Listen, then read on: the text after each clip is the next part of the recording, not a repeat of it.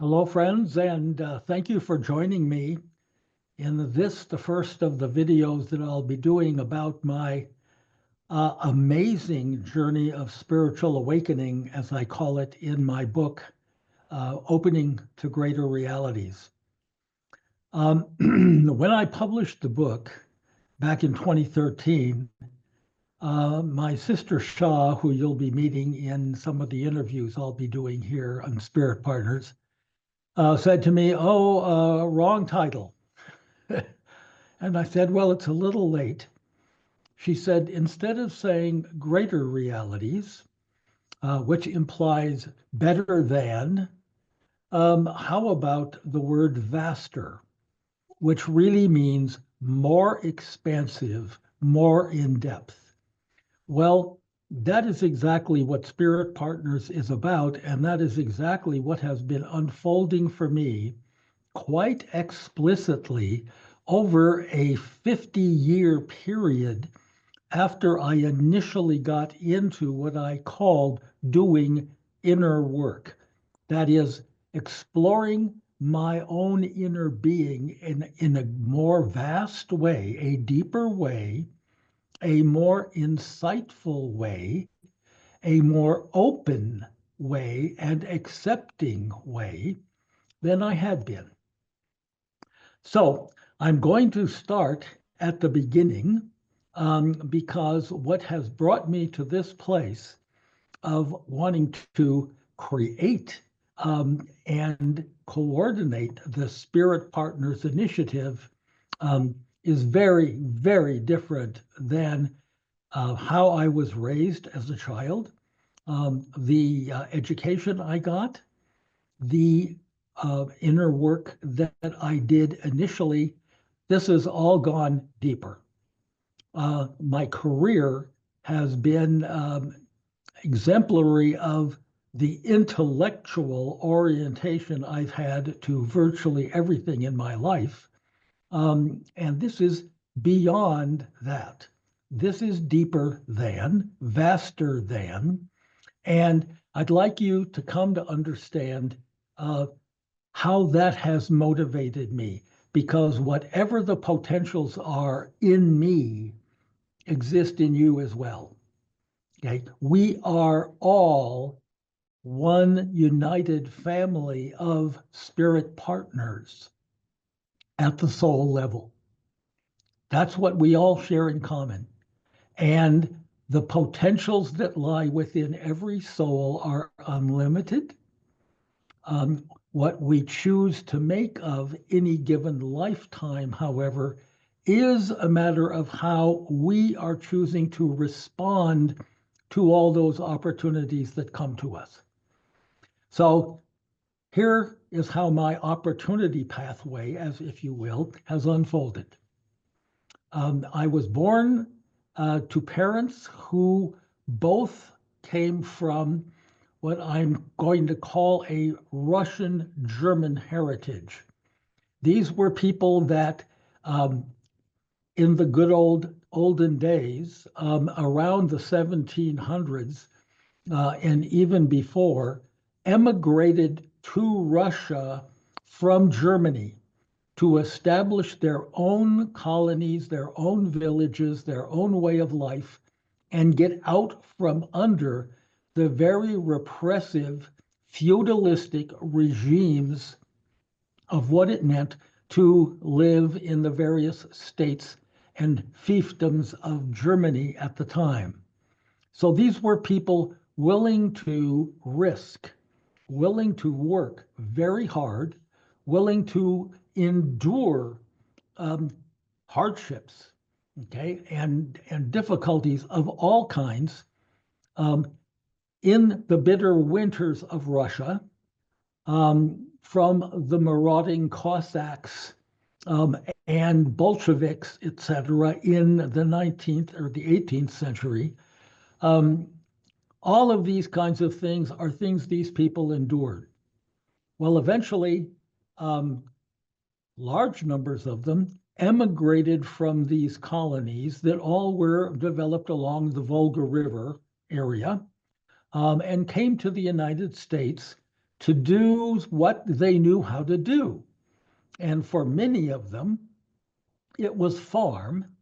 And they settled in the Midwest, largely in the United States, in the Dakotas, Nebraska, etc., into Colorado. And for others, it was to work in crafts fields because that's how they lived and existed in Russia itself. And many of them went to Southern California and did the agricultural things down there. Others came to the Portland area and the Pacific Northwest, and that was the heritage in which I grew up. These were religious people. They believed very, very devoutly in God, and they believed everything that was in the German Bible. When I first got into Sunday school and was acquainted with the big church that was upstairs, I knew that much of what they were doing was in German. But in fact, a sort of revolution occurred during my younger years, in which my father played a major role in saying this church has to become much more English oriented, and we have to get out of the old German customary ways, etc., or the church is not going to be relevant to the 21st and the 20th century at that time. So I grew up with this Protestant belief that you live one life, you have a soul. When you die, that soul is judged in terms of the quality of the life it has experienced, and it either proceeds to a very happy place or it proceeds to a very unhappy place. But that's the story. And that's what I believed, and I think that is basically the story that almost all Christian religions, whether they be Catholic or Protestant or something else, that they sort of all hold that fundamental belief that there's going to be judgment, that there is going to be a destination place that's either going to be positive or negative, and you just live your life however you live your life, but there will be a judgment time. Well, my grandmother and her generation, with whom I grew up and had a lot of influence in our lives, was a very, very strong believer of that theology. And so were my parents. So I grew up sort of God-fearing in the sense, in that sense, but also with this other sort of contradictory story that one got in Sunday school, that God is love and Jesus is love and Jesus loves all the children, etc. And therefore, it's like, okay, I'll just try to figure out my own way to balance these two factors. Well, for me, I was a little boy who wanted to be, like many little boys, a cowboy. And that was sort of fostered through the adventure programs one listened to on the radio in those days of the Lone Ranger and Red Rider and other fictitious characters. But the good and interesting thing about those radio programs is that all of the dramatic music that they used as background music, et cetera, was all classical music. And it, so symphony orchestra recordings were being spliced in and used in these programs to set the stage for the dramas that would unfold. Well, that had a big impression on me. And by the age of 8, I wanted to be a trumpeter because, as well as a cowboy, because in these various episodes of these wonderful cowboys who always were saving the day, there was a lot of trumpet playing going on that was sort of heralding the wonderful things that were about to unfold as the hero came into town and saved everything. Well, I thought that being a trumpeter was going to be an awfully good thing, so I wanted to play the trumpet. And after 2 or 3 years of playing the piano, to learn how to read music, which was a great benefit. Not that my piano playing ever amounted to much. Um, I got a trumpet and started practicing and finally found a trumpet teacher.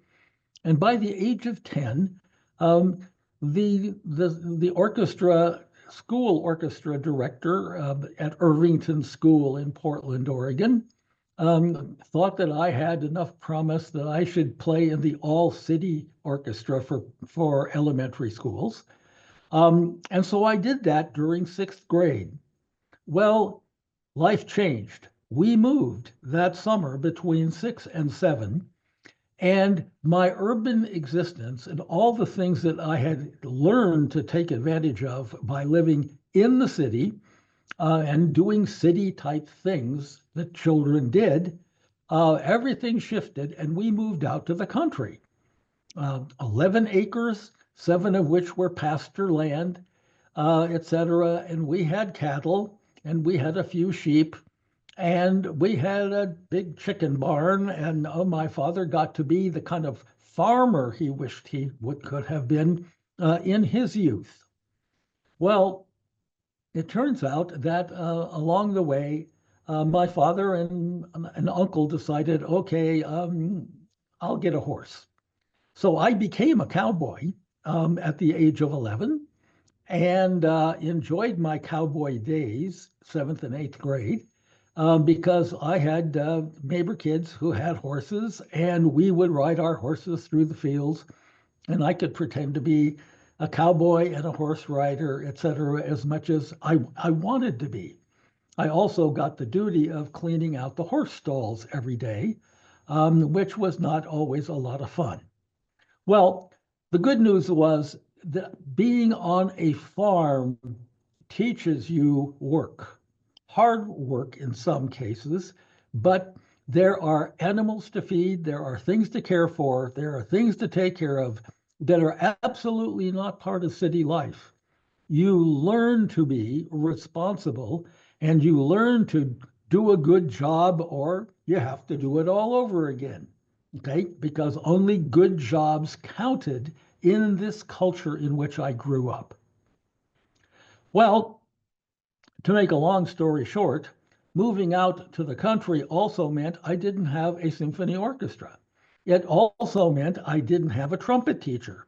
And for 2 years, okay, I simply did what school provided, and that was once a week, an itinerant music teacher would come to the school, and this rinky-dink school band that we had, he would work with them and presumably get them to play things. Well, he recognized that I had the ability and the motivation to want to do more with the trumpet, and he ended up tutoring me. Just enough, him on the piano and me playing the trumpet, that I was able to play a trumpet solo for eighth grade graduation. Well, this doesn't sound like a big deal, except it absolutely opened up an incredible opportunity for me, okay, that followed eighth grade graduation.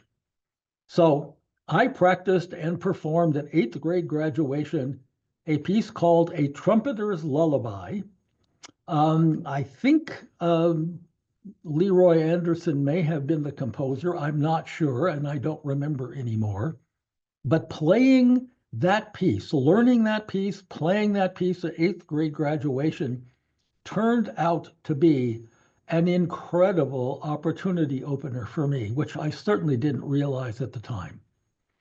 So I entered high school having been kind of learned how to play basketball a little bit in for our local school team, and playing baseball in the summer, where I actually took my skills that I had learned in the city out to our little team, and we were an outstanding baseball team up to age 13 at that time in the state.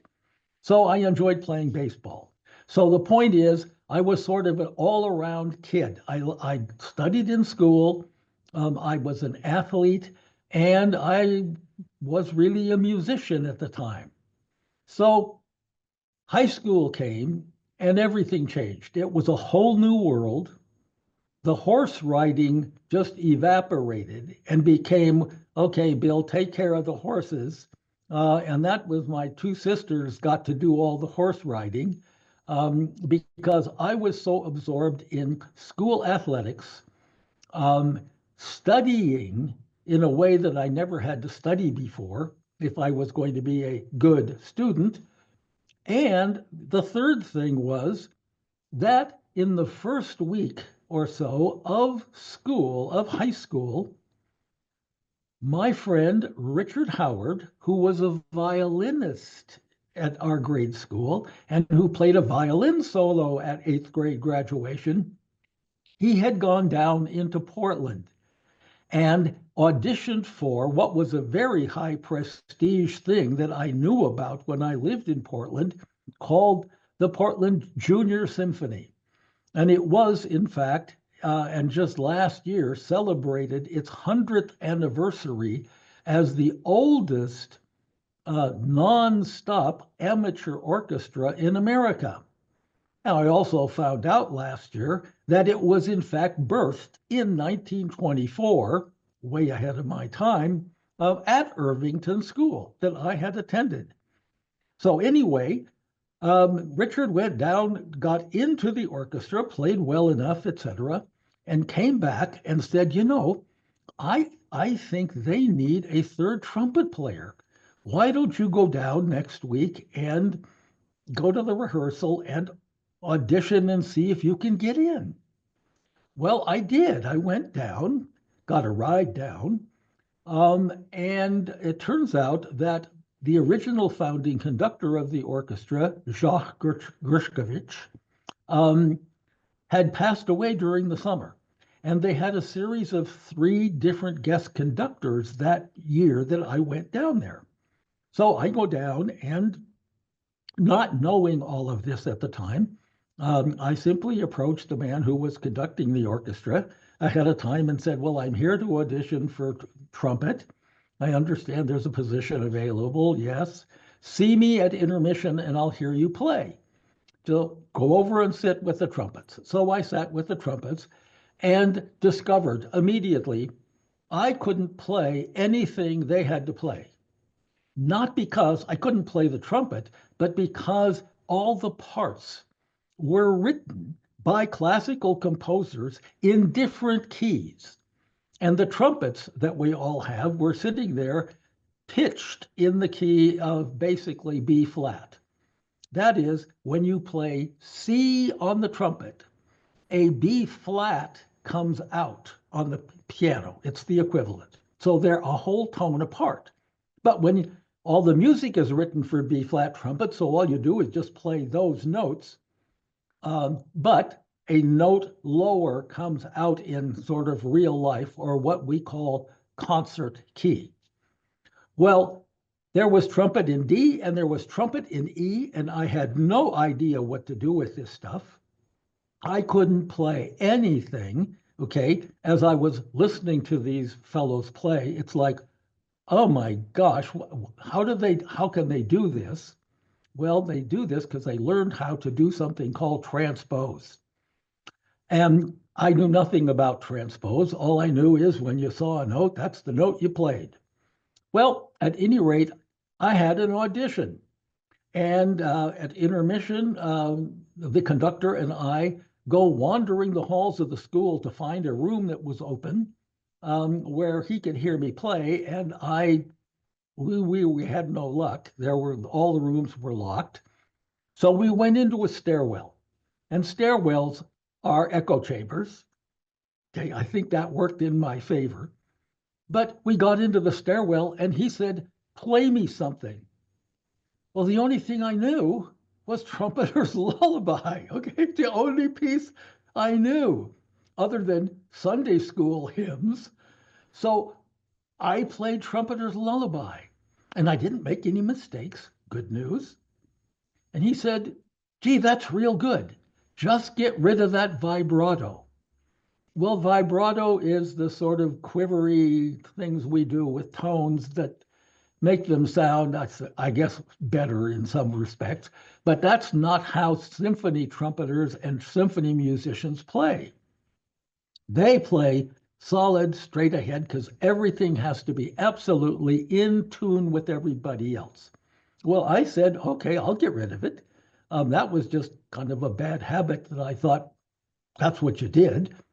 So I got rid of that. I got into the orchestra and then began, okay, my life story unfolding called In Over Your Head.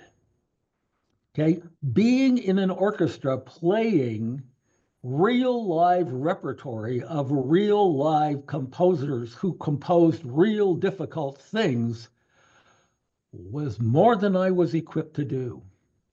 And I had one choice: practice, practice, practice, study the music, practice, etc., while playing on the football team, okay, on the one hand, and trying to study and get good grades in all your classes, etc.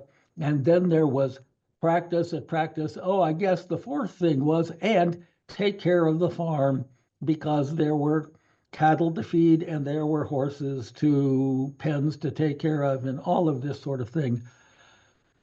And it put me on a doing and achievement treadmill, which was absolutely, totally promoted by the culture in which I grew up, where everything was about, if you don't work hard and work conscientiously, etc., then you're sort of a liability to the world. And God will be noticing that, by the way. So the good people work hard, okay, they're honest, they do their work, everything is thorough and done well because God likes that better. Okay, that was the agenda for all of my high school years. Okay, and finally, something had to give because I got promoted eventually after 2 years to becoming first trumpet in that orchestra. And half of the students in there were college students up to age 21. And I'm 15 years old, and I'm the most exposed player in the orchestra because trumpets stand out. What was my alternative? Practice, practice, practice, practice, practice, practice. And fortunately, I had a trumpet teacher by that time who himself had been an international star. He was retired, but he played in these early 20th century concert bands that were very popular in the Eastern United States, at least. And he had been the cornet soloist for the band of Arthur Pryor, who was this outstanding, amazing trombone player. So I studied with Mr. Hanslick, Leon Hanslick, for the years that I was in the Junior Symphony, and matured and improved enormously in the course of those 4 years. That was the good news. I was on a track to being a pretty good trumpet player. Well, senior year came, and it was time to decide on, are you going to go to college or not? And my dad absolutely wanted me to go to college because that proved that I was a good student and a high achiever. So, like, where are you going to go? Well, the only colleges I knew anything about were ones that had famous football teams or were on the West Coast. And I decided that's not what I wanted, but I didn't know where I might want to go. Well, a man who was a representative from the University of Chicago came to our school for a school visitation to meet with any students that might be interested. I had never heard of the University of Chicago, ever. I knew the word Chicago, but never about a university there. Why? Because they didn't have a football team. Well, he explained that this is a highly rigorous school. This is for people who really take learning seriously. The main thing you learn at Chicago is how to think and how to be a really good scholar and understand analytically how things work, etc.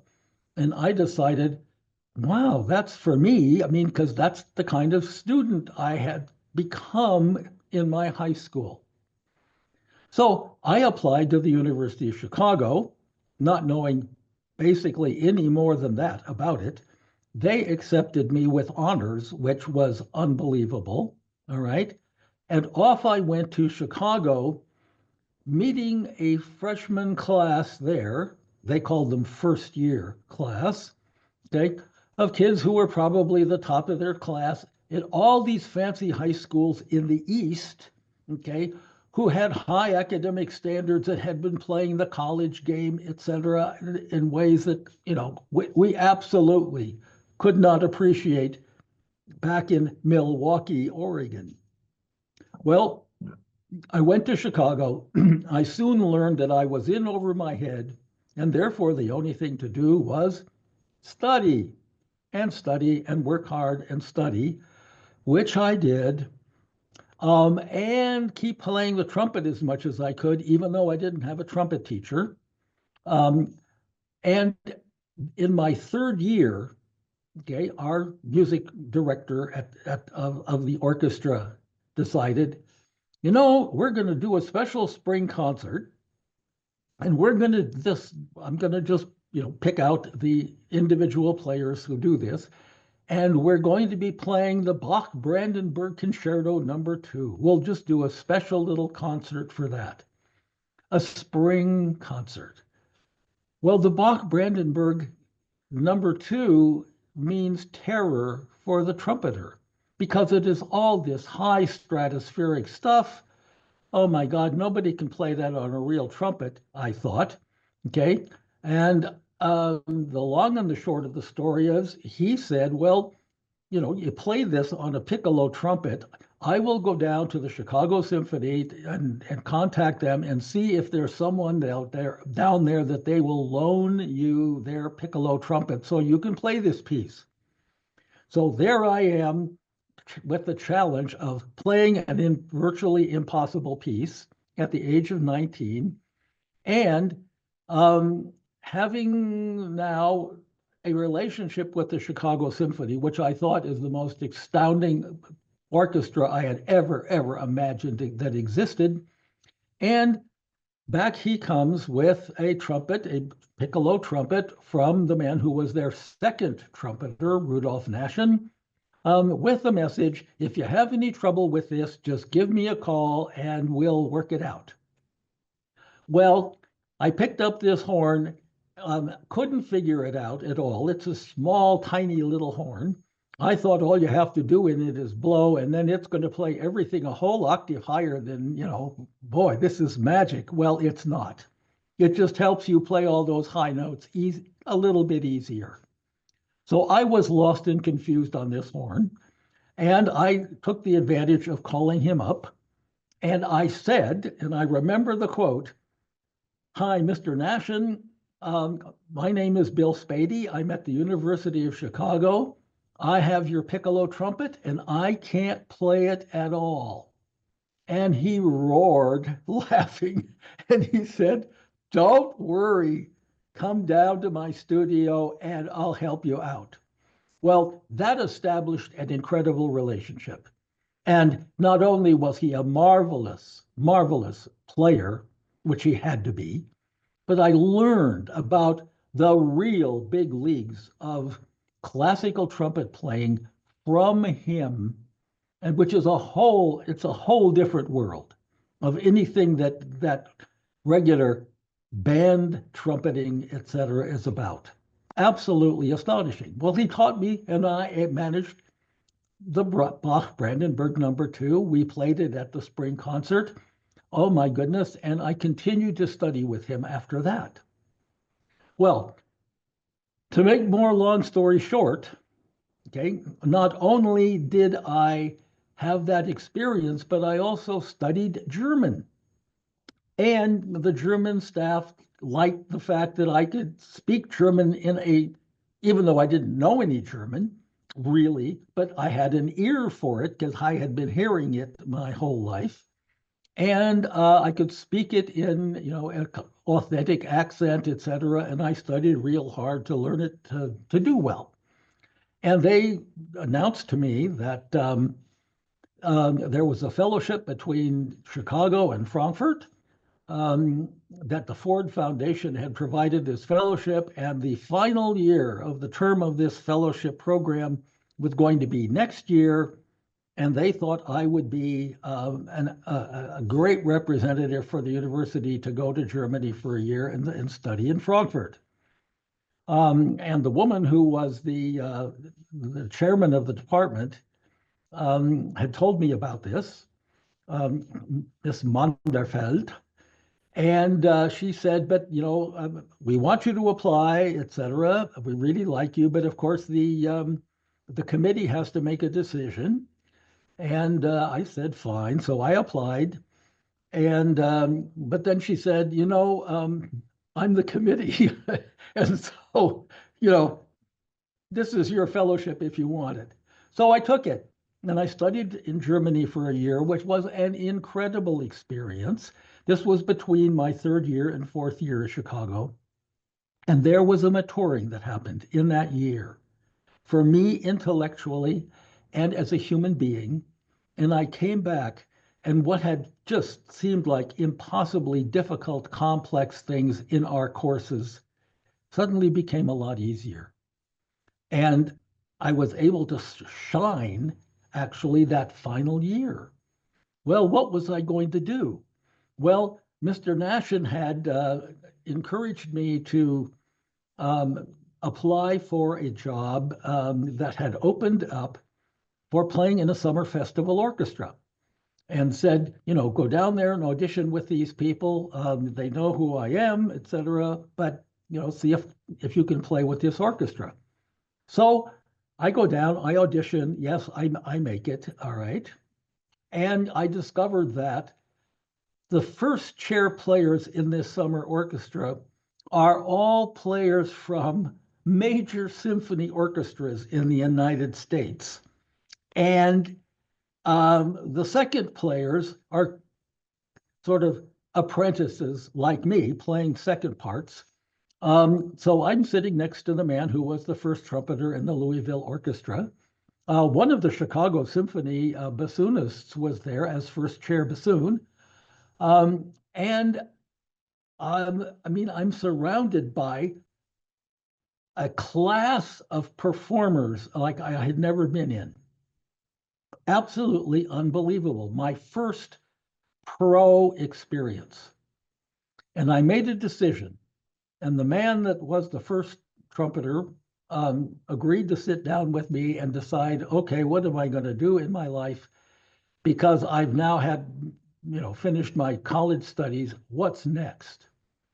And the good news is that I followed my heart.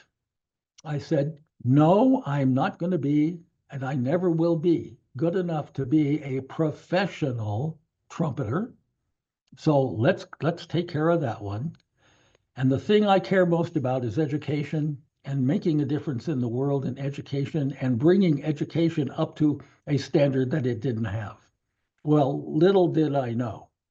So I decided, okay, I will go to graduate school here at Chicago, work on a master's degree in education, and see what happens.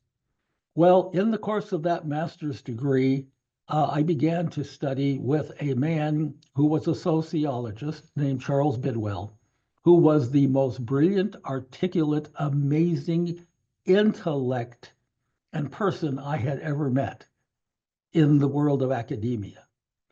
And what I soon discovered is that I had an absolute knack for this sociological work that he was introducing me to. And away I went. And I just sort of informally became his student, as it were. He was teaching his other courses, but there I was. So he and I established an incredible relationship.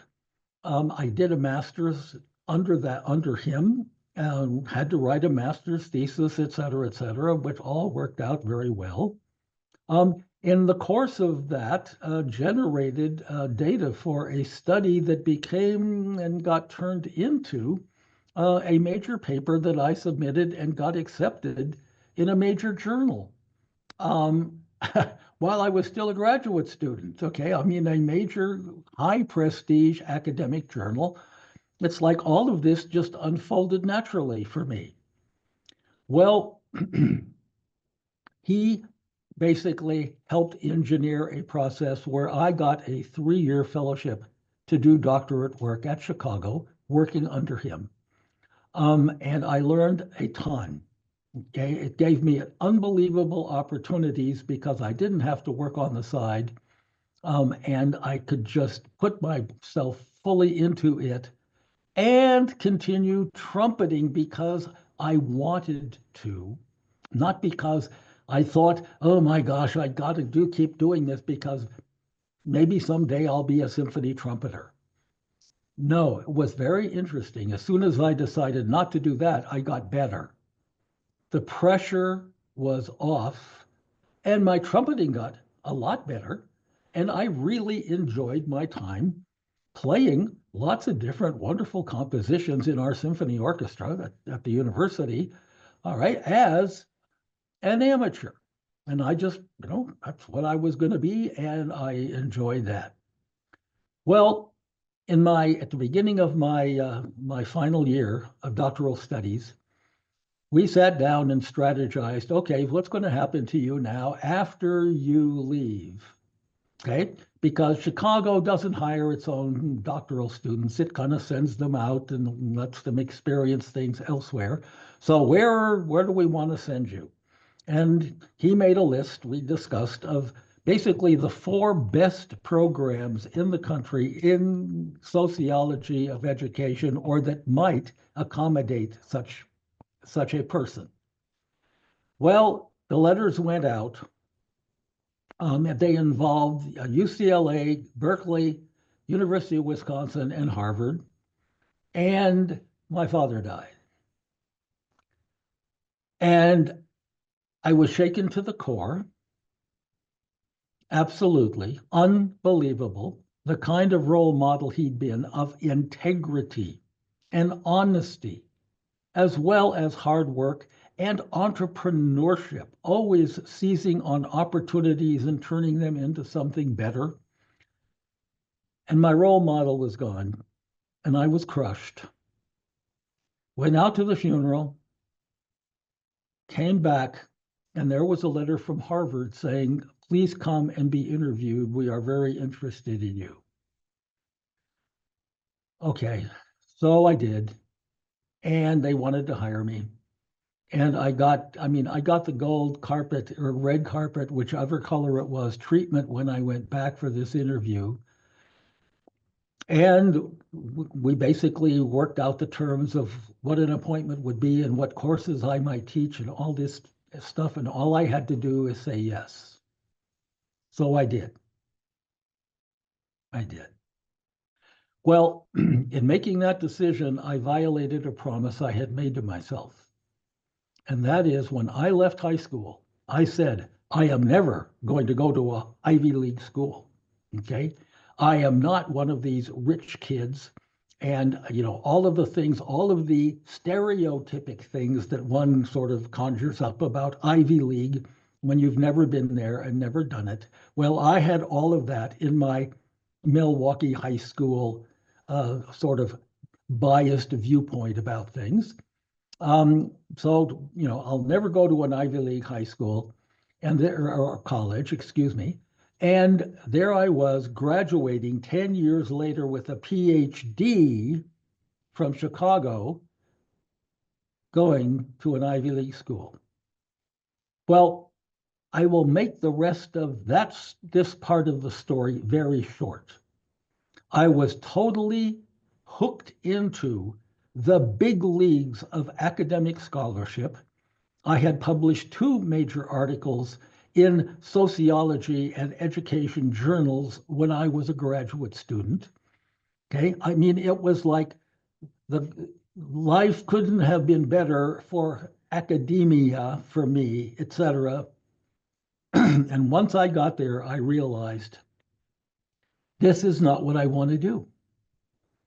And I may have the talent, I may have all of the tools, et cetera, but I'm not fulfilling. Something said, I'm not going to fulfill any sense of life mission and purpose here, sitting in a university in committee meetings and doing this kind of stuff. I want to make a difference in the world. Well, one thing led to another, led to another, led to another. You can find out much more about all of this if you just go on my website and look at williamspady.com, and you'll see all of these things about this international movement that I eventually created around this concept called outcome-based education, which was really about transforming the structure of the system, okay, which was the sociology part, and elevating tremendously our concept and practice of, so what kind of learning are we actually fostering for students, which is really the spiritual part of this, the more purposeful, okay, spirit-based part of my work. So I eventually left academia, had a couple of national positions directing this and directing that. And finally, all of that went away, and I became what I called self-unemployed. Okay, that is, I became a consultant because I wanted to be free and have the autonomy to go out and work with people wherever they were in their districts or in their states, et cetera, and bring the promise and the ideas of this model to them. Well, I did that. I did that. And I did it, and I did it, and it took hold, and I ended up creating, kind of with obviously the assistance of a number of other really talented colleagues that I had sort of recruited and brought in. We had a national movement going around this outcome-based model. And I was going all over the country. I was lecturing, I was giving workshops, one thing and another. We held conferences, all these kinds of things were happening, and I was burning out. And this got to the point in the late 80s, maybe 89, 1990, I don't remember the exact date, when I said to my sister, Shaw, this is just consuming me. It's wonderful. It's great to have all this kind of success with this, but I'm burning out. And I knew it. Okay, I just absolutely knew it. She said, well, I know this woman down the road. That's from you where you're living in California. And I've had sessions with her, and she's really good. And I think she could help you kind of deal with all of this. Her name is Barbara Binkley. So I called Barbara Binkley. We make an appointment. I show up. She's a very gracious, wonderful person. And that started the transformation. Prior to that, I had done work with an organization called LifeSpring, which absolutely gave me tools, understandings, etc., for dealing with life in a more enlightened way. Okay, because without it, I don't know what would have transpired. But here I was at a stage of, oh my gosh, I just can't do this anymore. And I met Barbara Binkley. Barbara Binkley brought me two things, okay, which blew my whole gestalt, my whole mind, my whole understanding of reality. Number one, she used a device which a lot of people do. I mean, I learned this is much more popular than I ever thought. What's called kinesiology. And kinesiology is otherwise known as muscle testing. And you're asking your inner being, your inner self, a series of questions, I mean, whatever they might be, that have yes or no answers. And if the answer is yes, or very resonantly positive, and you're holding your arm out and somebody pushes your arm to test kind of the strength of that answer, when the answer is yes, you could have an elephant sitting on your arm and the arm won't go down. And when the answer is no, okay, it takes almost nothing to just, flip here and the arm will go down because the inner self, the inner self is giving you answers. Who's the inner self? The soul. What's the soul? Okay, well, it's this eternal thing, okay, we say, okay, this spiritual, maybe angelic, I mean, who knows, whatever, but it's this soul thing. And that inner being, soul, okay, who you think its name is Bill Spady, um, because that's you and that's it. And remember, one lifetime. It's answering these things. Well, it's answering these things for all of time. Okay, past time and future time. It's answering. Okay, from a perspective totally different from 3D, our 3D reality. Okay, that was the first thing about Barbara Binkley. And the second is she identified in me, as we did all this kind of work and asking about this and that there was a belief I was holding. And that belief was driving this need to go out there and keep doing all this transformational work in education and burning myself out. Okay. And she said, there's a belief. And we worked and worked, and we finally identified what the belief was. This is a belief I did not want to be holding. And here it was. It's called, you'll never be done working. That's a belief. Okay, a fundamental assumption that my inner psyche and being was holding about what do you do with your life and what's going to happen. Well, you'll never be done working, so here you go. And that's what was happening. I was never done working because there was never enough transformation of the education system to really transform it enough, etc. And therefore, I was just in this, you could call it treadmill, okay, of working hard, achieving, making a difference, which was a motivator, and then doing more and more and more. So we identify this belief, and she says, well, we need to find out when you acquired this belief. So here's the other part of the significant learning for you as well, because there may be some particular incident that happened at a particular time where you acquired this belief. That is, you suddenly realized, well, X, whatever it was. And in this case, it was, you'll never be done working. So out goes the arm, and we start counting backwards from that day. And bang, bang, bang, we were soon back into my childhood. And bang, bang, bang, we were soon back into year one, and the arm was still up. And this was then, from my logical mind point of view, making no sense at all. Okay, I'm 1 year old.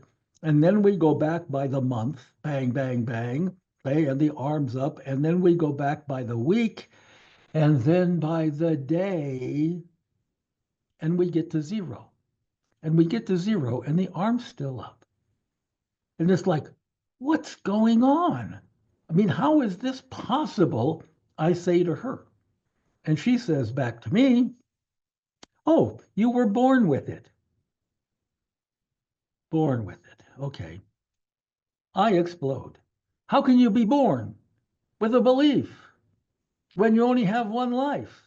And da da da da da. And I go into this whole thing, and she very calmly says, well, there are past lives, and you acquired this in a past life. Couldn't believe it. past lives. There are past lives. Well, I remember when I was doing the LifeSpring work that there were people who talking about, God, there may be these things called past lives. Okay, but it was never anything I, quote, took seriously or examined in any sense. And there I was, okay, with a belief I didn't want that was acquired in a past life. Well, we did the best we could to sort of liberate me a bit from the impetus and the sense of obligation of keep achieving, keep achieving, keep achieving. Made things a little better for quite a long time, but eventually, okay, it brought me, so I'm leaping way ahead of the story now. It brought me up to the year about 2013 when I met Tom Schnitzius.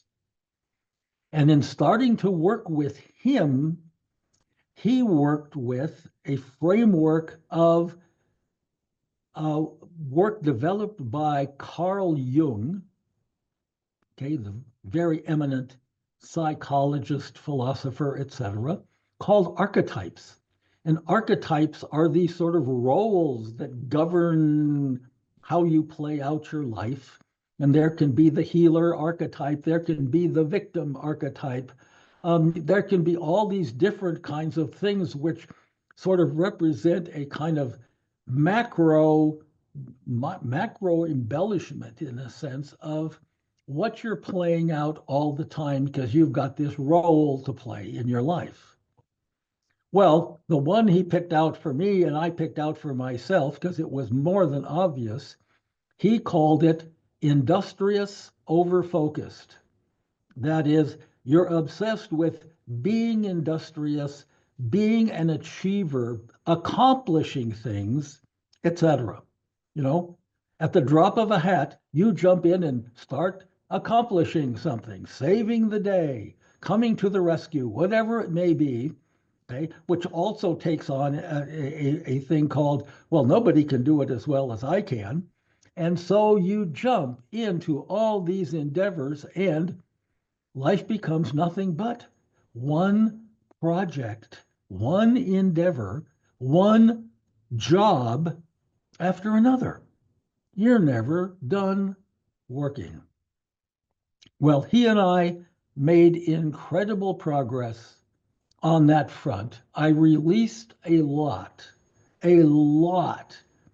of the sense of burden and responsibility of having to live up to, and this is important, having to live up to all of the opportunities I had been given and all of the gifts that I had and abilities that I had.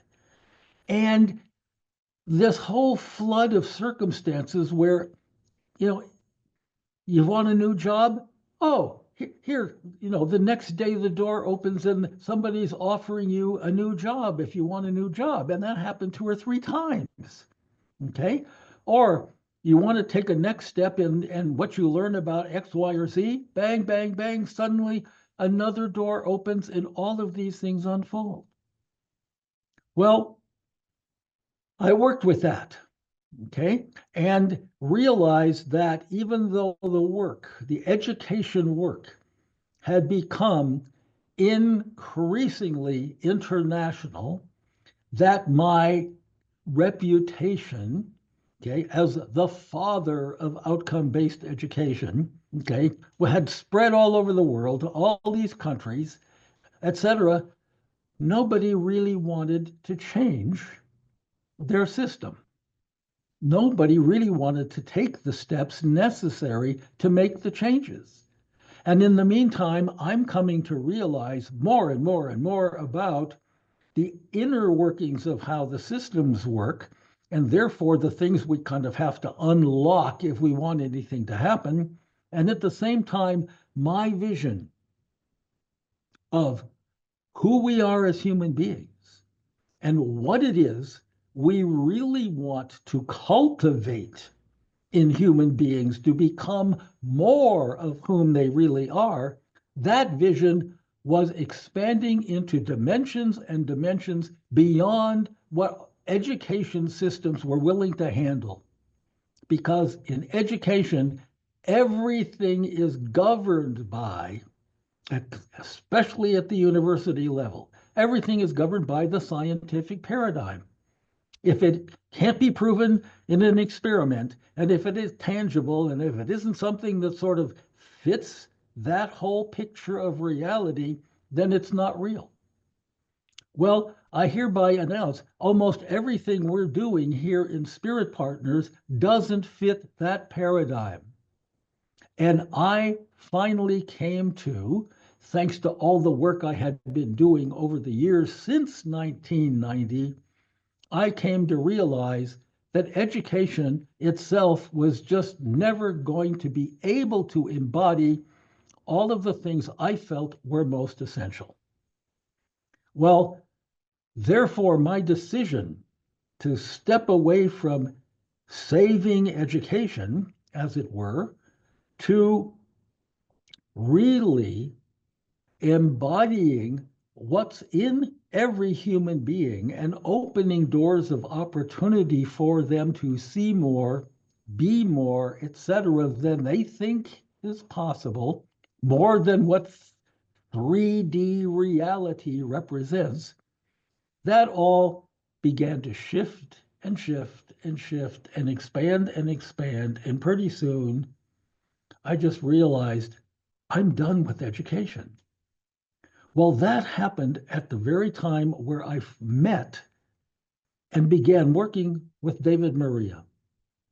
And the David Maria work has gone on now for the last 4 years or so and has been transformative in a way, and transformational and transcendent in a way I never imagined possible, despite all the other things that I'm going to be saying and describing in subsequent videos. So I'm leaping to all the way to a week ago. And yes, old dogs can learn new tricks. Yes, it doesn't matter how old you are, how seasoned you are, how much experience you've had, how locked into the intellectual 3D paradigm you are, there's more. You can open to more, you can experience more, and you can let go of a belief called you're never done working. Well, that happened a week ago. And it happened in a process that I cannot describe adequately. And it's not my job to describe the process David and Viveka Kalma use. But the essence was that I was, through the meditative work I was doing, projected into a timeline. And it was the timeline of my soul. And it was the timeline of all the different lifetimes that my soul had occupied, where something had happened, where I felt, oh my God, I've got to deal with this. Okay, I've got to achieve more, etc. And it had failed. Something bad, catastrophic, whatever, had unfolded, and it left me with, okay, what I, in my mind, I realized was unfulfilled mission, failed mission. My mission as a soul was to do X and throw myself into that and do that with that lifetime. And then something happened where unexpectedly or circumstantially, I died or it was derailed or things, and that this soul had an accumulation of lifetimes, of which I only knew a couple, actually, all right, of where that had happened, and it was like, oh God, failed mission. Well, what do you do when it's a failed mission? Well, you say, gosh, when I come back into the next lifetime, I'm going to do a better job. I'm going to really fulfill whatever that intention was that the soul had when it came in to that particular lifetime. Well, the two lifetimes that I knew about were very, very famous historical spiritual figures. One around the 1300s and one in New Testament times. And failed mission. And they were preceded by who knows how many. And this process was go through this timeline and basically release. Release the whole sense of this has failed. Just release it. Release it. Release it. Release it. Release it. I had never done anything like that before. And I emerged from that not only in a deep sense of just utter stupor. I mean, my functioning self was just wiped out for a day. So much energy, so much dissonant baggage had been released from my consciousness, okay, that I was just wiped out, absolutely wiped out for a day. And the next day I was only halfway back. Was it worth it? Absolutely. Because what got released was the sense of I just have to be saving the world all the time. And if I'm not, and if it's not all working right, etc., then it's a failed mission. And I just have to do it harder and more of it, etc. Since that incredible experience, I've had my own inner motivated experience to look at future time. So for the future lives that I'm going to have, let's release them from this bondage as well. And I did. I did.